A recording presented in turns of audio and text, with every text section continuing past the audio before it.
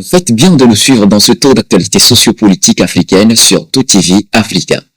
Les manifestations pacifiques organisées les 5 et 6 juin à Lomé contre la réforme constitutionnelle, la cherté de la vie et l'arrestation de l'artiste Amron ont été suivies d'une répression jugée inquiétante par la Fédération internationale pour les droits humains et l'Organisation mondiale contre la torture.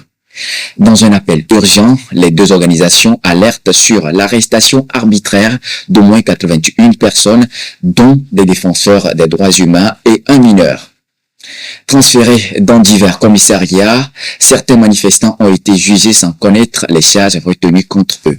3 ont été inculpés pour troubles aggravés à l'ordre public, rapportent les deux organisations. L'Observatoire pour la protection des défenseurs des droits humains dénonce également des actes de torture infligés par les gendarmes, les militaires et les policiers.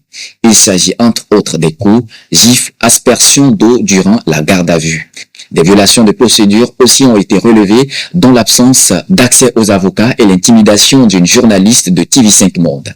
Le cas de l'artiste Amron, interné de force dans un centre psychiatrique depuis le 26 mai sans décision de justice ni consentement familial, illustre selon l'Observatoire une grave dérive.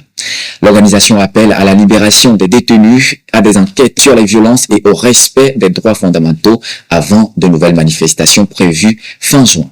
Toujours au Togo, le patronat de la presse togolaise PPT a exprimé son indignation suite à l'interpellation de Flore Manteau, correspondante de TV5 Monde, survenue le 6 juin 2025 alors qu'elle couvrait les manifestations à Lomé.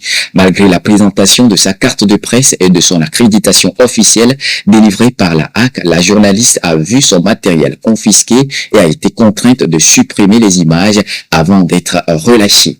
Dans un communiqué officiel, le PPT dénonce des pratiques moyenâgeuses et une dérive sécuritaire inquiétante dans un contexte sociopolitique déjà tendu. L'organisation rappelle qu'un autre journaliste, Albert Agbeko, a récemment été victime d'une atteinte similaire à Kévier, soulignant une recrudescence des atteintes à la liberté de presse. Le PPT s'étonne que malgré de nombreuses séances de sensibilisation entre journalistes et forces de sécurité, les abus persistent. Il menace de boycotter toute initiative conjointe avec les forces de défense si de telles pratiques continuent. Ils appellent également les journalistes à une vigilance accrue dans ce climat de tension. Washington met la pression sur plusieurs pays africains jugés peu fiables en matière de sécurité migratoire. Une note diplomatique révèle que 25 États du continent sont dans le viseur des autorités américaines avec un délai de 60 jours pour se conformer aux exigences.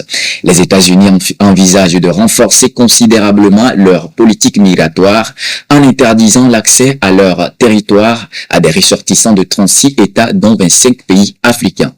Parmi les pays africains figurent la République démocratique du Congo, la Côte d'Ivoire, la Gambie, le Niger, le Sénégal et bien d'autres. Les gouvernements de ces pays ont un délai de 60 jours pour se mettre en conformité avec des critères exigés par Washington sous peine de voir leurs ressortissants frappés par l'interdiction d'entrée. Le gouvernement américain pointe plusieurs manquements, incapacité à délivrer des documents d'identité fiables, fraude administrative importante ou encore taux élevé de dépassement de visa par les ressortissants. Cette nouvelle mesure s'ajoute aux récentes interdictions décidées début juin contre 12 pays dont le Tchad, la République du Congo ou Haïti.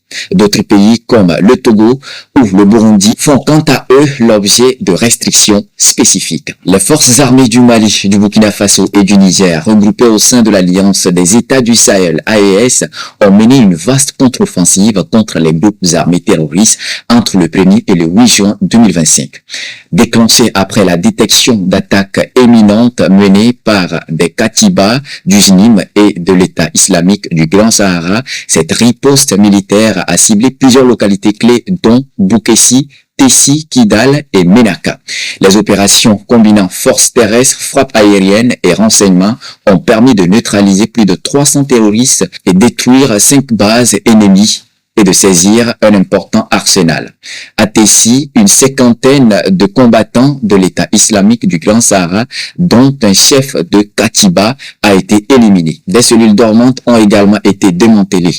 Grâce à une coordination accrue et et une supériorité aérienne affirmée, les forces de l'AES ont infligé de lourdes pertes à l'ennemi, perturbant leur réseau de logistique et leur capacité de mobilité. Les ministres de la Défense des trois pays ont salué cette victoire stratégique et promis de renforcer la dynamique offensive pour sécuriser durablement la région. Ainsi se referme cette édition de Gatigo. Merci d'être resté avec nous. Nous sommes en continu sur nos différentes plateformes et sur notre site d'information, le www.toafrica.com.